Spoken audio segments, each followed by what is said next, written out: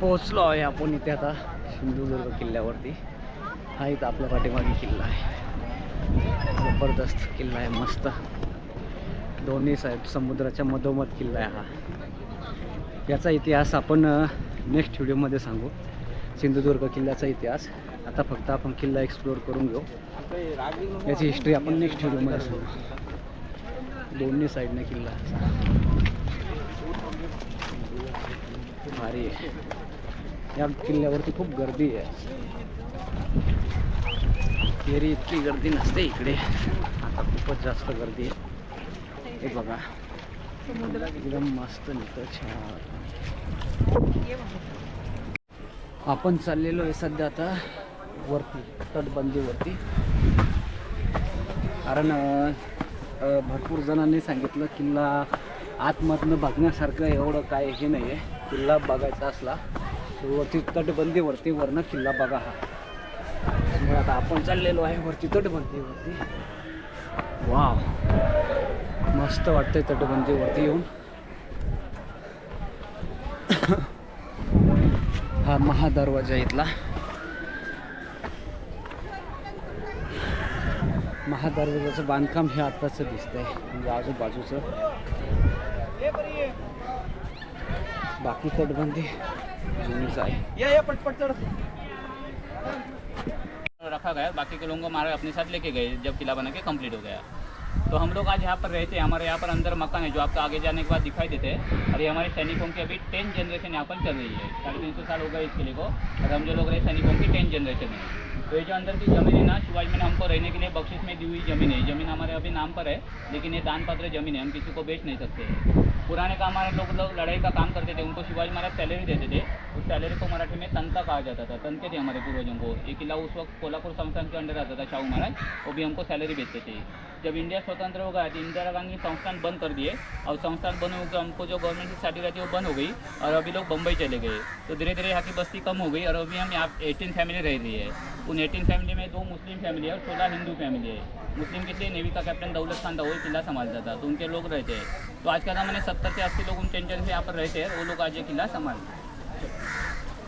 Back side की पश्चिम की दीवार को झिकझैक किया. देखो ये झिकझैक इसलिए कि लहरें टकराती है बैक साइड से दीवार पर. झिकझैक करने से क्या होता है, उसको यू टर्न तैयार होता है दीवार को. तो जो लहर टकराती है वो टर्न पे फुट के डिवाइड होती है, तो उसका टकराने का स्पीड कम हो जाता है. वो दीवार को ब्रेक नहीं कर सकती है. इसलिए उन्हें पश्चिम साइड की दीवार को झिकझैक बनाया. जहाँ पर लहर टकराती है वो दीवार सीधी बनाई. और ये दीवार बनाते हैं थोड़ा रॉक को बाहर रखा है. ये जो ब्लैक बैक पर दिख रहा है ना, यहाँ पर पत्थर है पानी में छोड़ा गया. इसलिए शत्रु जो आएगा वो बैक साइड से आएगा जहाँ से, तो उनके रॉक यहाँ पर फंस जाएंगे. जहाज यहाँ पर रॉक में, तो जहाज यहाँ पर फंस जाने क्या होगा, उनकी कैनल की फायरिंग हमारे तक पहुँचती नहीं थी, क्योंकि वो दूर खड़े रहते थे. और हमारे ये जो गुरुजन है यहाँ के, ये थोड़े ऊंचे बने हैं. तो हम जो यहाँ से फायरिंग करते थे तो हमारा कोला लंबा तक जाता था, कैनल का कोला लंबा तक जाता था. तो ऐसे क्या होता था, शत्रु के जहाँ पे और पीछे जाते थे, नहीं तो वो कैनल के पट्टे में के फूट जाते थे. इसलिए इन्हें दिमाग लगा के थोड़ा आइलैंड को बाहर रखो पश्चिम में, थोड़ी अंदर जमीन पर दीवार बनाए. तो मतलब कैनल से भी दीवार को ब्रेक न हो पाए और समुद्र के लहर भी दीवार को ब्रेक न कर सके. ऐसे दिमाग लगा कि किला उस वक्त बनाया गया था. अभी हम आगे जाने के बाद ना छत्रपति शिवाजी महाराज का टेम्पल देखने वाले हैं, जो पूरे महाराष्ट्र में शिवाजी महाराज का एक ही टेम्पल है. तो उस टेम्पल में ना शिवाजी महाराज की मूर्ति ऐसी है जो आपको वहाँ पर दिखेगी नहीं. ये शिवाजी महाराज की मूर्ति ऐसी देखो कि इसको दाढ़ी नहीं है, बिन दाढ़ी की राजा की एकमेव मूर्ति है. अरे राजा की मूर्ति होने से उसने क्या किया, यहाँ पर चंद्र और सूर्य के प्रतिमा बनाए, जो आपको वहाँ पर नहीं दिखेंगे, इसलिए मैं यहाँ पर दिखा रहा हूँ. और ऐसी बैठी मूर्ति है. पाँव में तोड़े डाले, हम बच्चे लोगों को जैसे तोड़े पहनते उसे तोड़े पहने हैं. गले में एक सोने का हार है, कमर में एक चांदी का पट्टा डाला हुआ है. ऐसी राजा की बैठी मूर्ति इस मंदिर में विराजमान है. आपण आहोत सध्या सिंधुदुर्ग किल्ल्यावरती. आणि हे जे आपण इथे पाठीमागे हे जे किल्ल्याचा मागचा आकार आहे, झिगझॅक लाईन टाईप आहे हा पूर्ण. म्हणजे एक असं सरळ लाईनमध्ये बांधलेला नाही हा. आक्रमण जरी झालं तरी शत्रूंना म्हणजे जवळ आले तर चारी पाचही साईडनं आक्रमण करता येईल असं किल्ल्यावरनं अशी हे केलेलं आहे. आणि ते माझ्यात तुम्ही इथं आलं ना, तिथं तुम्हाला दिसेल असं माझं थोडे थोडे बेटं ठेवलेले, म्हणजे समोर ते मुद्दामून असे ठेवलेले की जेणेकरून समुद्रातून आक्रमण जरी झालं आणि शत्रूंचे जहाज म्हणजे जवळ येऊ नये किल्ल्याच्या, त्याच्यामुळे ते असे बेटं थोडे थोडे ठेवलेले आहे. आणि इथून किल्ल्याहून अचानक म्हणजे इथून आपोआप म्हणजे असं बरोबर शत्रूवरती हमला व्हावा, पण शत्रू समोर न यावा, त्याच्यासाठी किल्ला हा मस्त असं म्हणजे चारही साईडनं असे असे बघा छोटे छोटे बेटं ठेवलेले असे किल्ल्याच्या साईडला. आणि हे बांधकाम पण असं पूर्ण झिगझॅग लाईन आहे. आणि म्हणजे एकाच टायमाला पूर्ण किल्ल्यावर आक्रमण होणार नाही या हिशोबाने बांधलेलं आहे. आणि किल्ल्याच्या जे खाली आहे जमिनीपाशी खाली समुद्रामध्ये तिथे असे मोठमोठे दगड वगैरे टाकलेले आहेत. म्हणजे जेणेकरून समुद्राच्या लाटांपासून किल्ल्याला काही हानी पोहोचू नये. त्याच्यामुळे ते असे भक्कम असे 20-30 मीटरपर्यंत मोठमोठे दगड वगैरे असतात खाली टाकलेले. आता अजून आपल्याला संपूर्ण किल्ला बघायचा. खरंच म्हणजे कमाल आहे. हिरोजी इंदोलकर यांच्या बुद्धिमत्तेला दाद द्यावी लागते. हे बघा आता हे जे इथं हा जो मागचं साईड आहे म्हणजे एकदम दक्षिण सिंधुदुर्ग किल्ल्याची दक्षिण बाजू तिथे यांनी असं व्ही आकाराचं यू आकाराचं आतमध्ये घेतलेलं आहे. म्हणजे याचा कदाचित जर शत्रूचं जहाज बी आला तर त्यांना किल्ल्यावर चढण्यासाठी जहाज आतमध्ये आणावं लागलं. आणि इथं असं यू आकाराचं बनवल्यामुळं जर सैन्य इथं खाली आलं तर दोन्ही साईडना बुरुज आहे आणि दोन्ही साईडना घेरून ते इथे त्यांना मारू शकतात. असं म्हणजे एकदम किती व्यवस्थित त्यांनी दिमाग लावून हा किल्ला बांधलेला आहे. आपण त्यांचं एक रायगडाचं तर उत्तम उदाहरण बघतोच आहे, पण त्यांचा आधुनिक बुद्धिमत्तेचा उत्तम उदाहरण देणारा म्हणजे हा सिंधुदुर्ग किल्ला. हे बघा तुम्हाला म्हटलं होतं ना असं समुद्रात 100 ते 200 मीटर समोर ते बघा तिथे अशी बेटं वगैरे आहेत. त्याच्यामुळे असे जहाज शत्रूंच्या असे जवळ येऊ शकत नाही किल्ल्यांच्या. आणि ते तिकडे पण असं बेटं आहेत. तर तिकडे म्हणजे असं जिथे असे समोर बेटं आहेत तिथे किल्ल्याची साईड अशी पुढे नेलेली आहे. आणि जिथं बेटं नाही तिथं असं किल्ल्याची साईड आत घेतलेली. म्हणजे जेणेकरून तिथून त्या मधल्या भागातून जहाज जरी आलं तरी दोन्ही साईडनं जहाजावर हमला करता येईल. आणि हे बघा किल्ल्याच्या बाजूला हे असे दगड वगैरे बेटं वगैरे आहे. त्यामुळं आसपास जहाजं येण्याची शक्यता नव्हतीच. म्हणजे एवढं म्हणजे चांगल्या प्रकारे किल्ल्याचं बांधकाम केलेलं आहे हिरोजी इंदोलकरांनी. म्हणजे त्यांची बुद्धी वापरून त्यांनी ह्या गोष्टी केलेल्या आहेत. जसं रायगड पण त्यांनी बांधला होता. हे बघा एकदम भारी नजारा आहे. ते खूप खतरनाक आहे. ही एक विहीर आहे सिंधुदुर्ग किल्ल्यावरती. तुम्ही बघा हे आता ही अशी एकदम खोल आहे. हिचं नाव आहे साखरबाव. अशा इथे 2 ते 3 विहिरी आहे. चला आता आपण दुसरी एक बघू. ही एकदम किल्ल्याच्या सेंटर पॉईंटला आहे. आणि एक जवळचे दोन्ही पण विहिरी आहे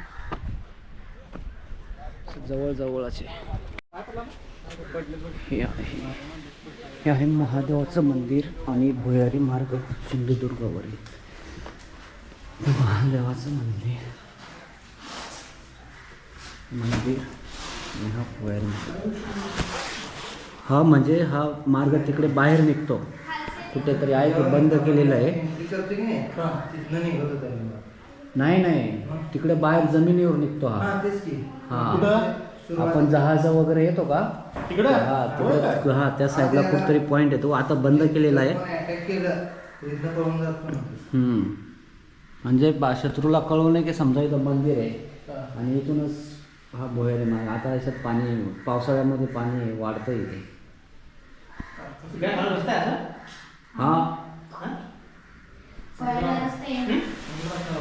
त्याची लोक व आग्रा इथून सुटका सगळ्या गोष्टी आहेत.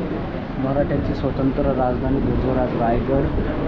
छत्रपती शिवरायांचे महाराष्ट्राबाहेर किल्ले. दक्षिण दिग्विजयमध्ये जिंजीचा दुसरा बाल्य किल्ला. वलिंगडपूरचा पुष्पदुर्ग. वेल्लोरचा पूरखंदक तटबंदी. हंपीजवळील अनेगोंदी किल्ला. बेंगलोरजवळचा नंदीदुर्ग. तमिळनाडूतील वेल्लोर. जिंजी किल्ल्याचा राजगिरी बाले किल्ला.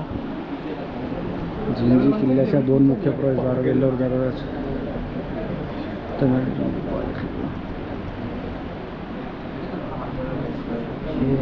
शिवकालीन टोप वगैरे. हे म्युझियम आहे सिंहगडावर सिंधुदुर्ग किल्ल्यावर. तर शहाजीराजे जिजाऊ शिवजन्मस्थान सगळ्या किल्ल्यांचे फोटो. एक मिनिट. इकडे पूर्ण शिवकालीन हत्यारं आहेत. ते तलवारी. स्वराज्य स्थापनेची सुरुवात, शिवरायांचा महाप्रताप व पावन किल्ला, ते सगळे किल्ले वगैरे फोटो वगैरे आहे. कुठे कुठे कसं काय झालं हे इथे आहे. शिवकालीन हत्यारे, कट्यार, खंजीर, अंकुश, विटा, हे आहे तलवारी, विटा, विटा, खंजर, बाप गंजलेले आहे पूर्ण, जुन्या एकदम. हर हर महादेव. शिवाजी महाराज की जय. दुर्ग पुरंदर सिंहगडाची अमरगाथा, सिंहगड किल्ल्याचा पूर्ण इतिहास, पुरंदर आणि सिंहगडाची अमरगाथा, मुरारबाजी आणि तानाजी मालुसरे यांचा